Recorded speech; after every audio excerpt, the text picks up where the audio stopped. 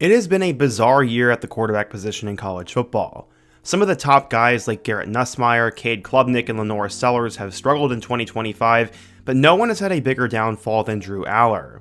Coming out of high school, he was the #1 quarterback in his high school class, was considered the next can't-miss quarterback prospect after 3 years at Penn State, and now all of a sudden, it's just all evaporated. He struggled to start the season, he had a season-ending injury, and now I have no clue what he's going to do. He could try to come back for another season of college football with a waiver, or he could go off to the NFL and be a late-round draft pick. Either way, it has been a sad fall from grace for Drew Allar. In today's video, we're to talk about that. We're to go through how Drew became a big-time recruit, his Penn State career so far, and then what happened to him.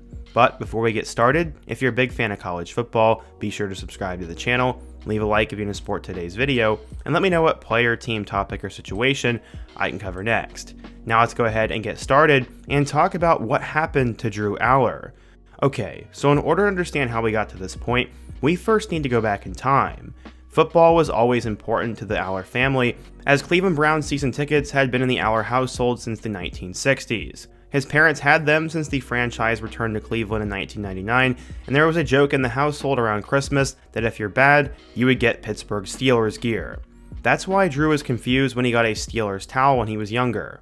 He thought he had been good. All jokes aside, Drew always loved football, and at only 5 years old, it was the only thing he could think about. He liked football, but nobody thought he would ever be a quarterback. Kevin Allar played linebacker at Eastern Michigan, and coached Drew up in youth football. Never wanting to be that coach who placed his kid at the quarterback spot, Kevin steered Drew to linebacker and tight end.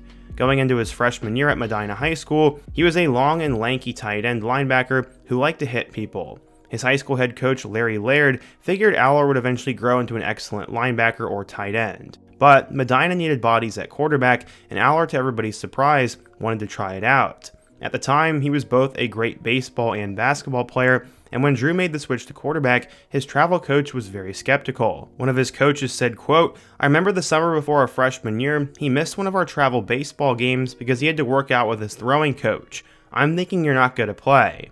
Now he's Mr. Football, and he's going to Penn State. For his freshman year, he would rotate with another quarterback, and ahead of his sophomore season, Laird wasn't 100% sure Allar would end up being the guy. But by the end of the year, he emerged as a starter, and at that point, he figured Allar would be a good MAC-level quarterback, at best. Then he got a trainer and continued to develop his mindset, which would take him to the next level, despite everything going weird in 2020.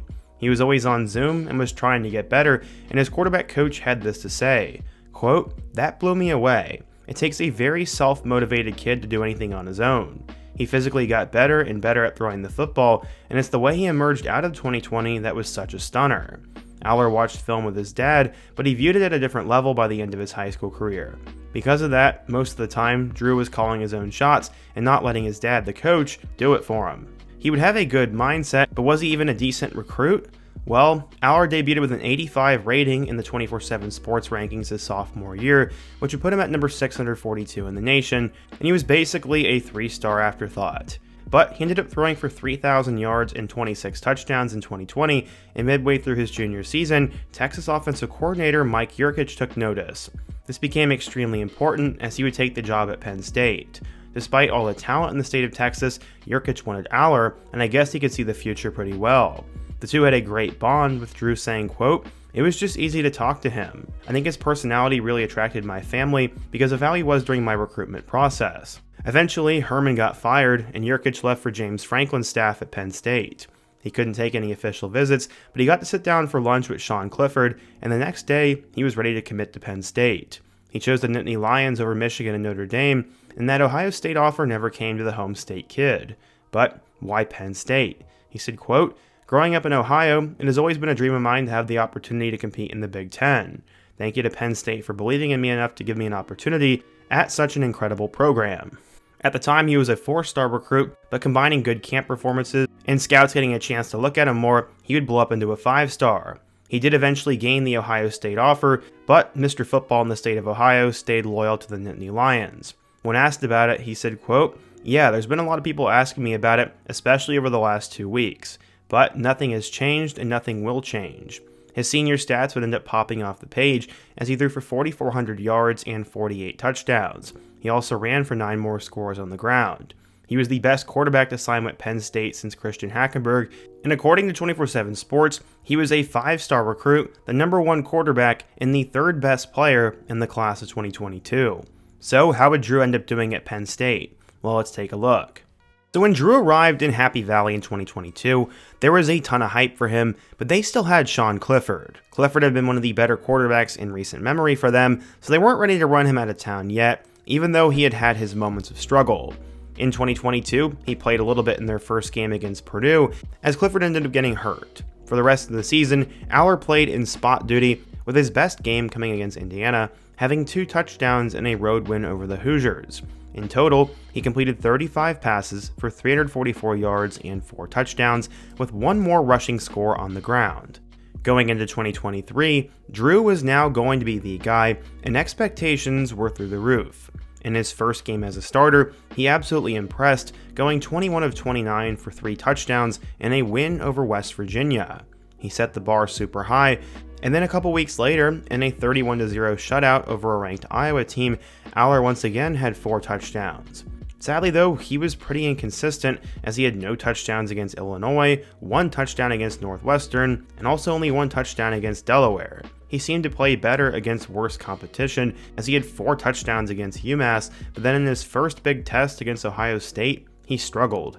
He went 18 of 42 for 191 yards and a touchdown, and they lost by 8. But against the bottom feeders of the Big Ten, he then combined for 7 touchdowns over his next 2 games against Indiana and Maryland. But like clockwork, he struggled in a loss to Michigan, going 10 of 22 for just 70 yards in that game, before then finishing the year with decent performances against Michigan State and Ole Miss. Sadly, Allar lost the 3 biggest games on his schedule, which were against Ohio State, Michigan, and Ole Miss, but he still finished with 2,600 yards, 25 touchdowns, and only 2 interceptions. He was remarkably efficient and didn't turn the ball over. It was also just his first year, and everyone expected a huge jump in production in 2024. Except that didn't really actually come. After once again having a good performance against West Virginia, Allar would struggle in week 2, and they barely survived to beat Bowling Green. Facing off with a top 20 Illinois team, he also didn't register a single touchdown, and under their new offensive coordinator Andy Kotelnicki, people were wondering what was the issue. He should have been better by now. He then struggled in a win over UCLA before having 3 interceptions and an overtime win against USC. The first half of the season did not go according to plan for Allar, and the worst moment once again came in the biggest game against Ohio State. Against the number 4 Buckeyes, he went 12 of 20 for 146 yards and an interception without scoring a touchdown. This seemed to be the norm for Drew now, as he just didn't show up in the biggest games. To finish out the year, he had 3 touchdowns against Purdue, and then 2 apiece against Minnesota and Maryland, but then against Oregon, he had 2 costly interceptions, and they ended up losing the Big Ten championship to the number 1 Ducks. For the second straight year, he played his worst 2 games in the 2 biggest games. But Penn State was in the playoff, so he'd have an opportunity to prove himself. They'd face off with number 11 SMU in the first round, and after only throwing for 100 yards without a touchdown, they were up so much it just didn't matter, and then they'd advance to play against Boise State. In that game, he ended up having 3 touchdowns as they beat the number 3 ranked Broncos and were now advancing to the Final Four. Allar was put to the test against Notre Dame, and once again, he just always struggled against the best teams. They lost 27-24, and Drew went 12 of 23 for 135 yards without a touchdown and an interception. Penn State's season was now over, and just like last year, Drew struggled in the big games. He did not elevate his play against Ohio State, Oregon, or Notre Dame, and really the only good games he had last year were against Boise State, Purdue, or West Virginia. In total, he finished with 3,200 yards with 24 touchdowns and 8 interceptions, and I'm sure you noticed, his turnovers went up. After the season was over, he would have a serious decision to make about whether to come back or go off to the NFL draft. He decided to come back to Penn State for 1 more season, hoping to refine his game and become the number 1 overall pick in 2026. Maybe he could even end up with the Browns. In the preseason, everybody was talking about Garrett Nussmeier, Lenore Sellers, Cade Klubnik, and Drew Allar. He checked all the boxes that scouts wanted, he just needed to put it all together. Luckily, he had some new weapons, he had some stable running backs, and it seemed like everything was going to work out perfectly for Drew. But we quickly found out he hadn't changed. He had 1 touchdown against Nevada, 2 touchdowns against Florida International, and then a touchdown and a pick against Villanova. Penn State was now 3-0, but he still hadn't looked all that impressive. But to play devil's advocate, they were playing 3 bad teams, and they didn't really need much out of him. He'd be put to the test against number 6 Oregon, as this was the whiteout game. He'd be facing off with new big-time quarterback Dante Moore and a good Ducks defense, and Allar didn't do anything until the 4th quarter. In total, he went 14 of 25 for 137 yards with 2 touchdowns and 1 interception. That number is key there, as in overtime, he threw a telegraph throw and it was picked off by Dylan Thieneman, ending the game. I feel like there were fans booing after that, and Drew's stock had never been lower, but he just had to wait 2 more weeks. After that, they would face off on the road against UCLA, which was looking like the worst Power 4 team we had seen in years. Instead of this being a tune-up game where Drew Allar came out and showcased his skills, they ended up losing. They lost 42-37, and he only had 200 yards in that game. Finally, it all came to an end as they ended up facing off against Northwestern, and after a game without a passing touchdown and an interception, they played down to competition, and Drew Allar got seriously injured. After trying to scramble for a first down late in the 4th quarter, he was sandwiched by 2 players and grabbed his left leg. He had to be helped off the field before being carted to the locker room, and this just epitomized everything. James Franklin was eventually fired, Penn State had lost 3 in a row, and Drew Allar's season was over.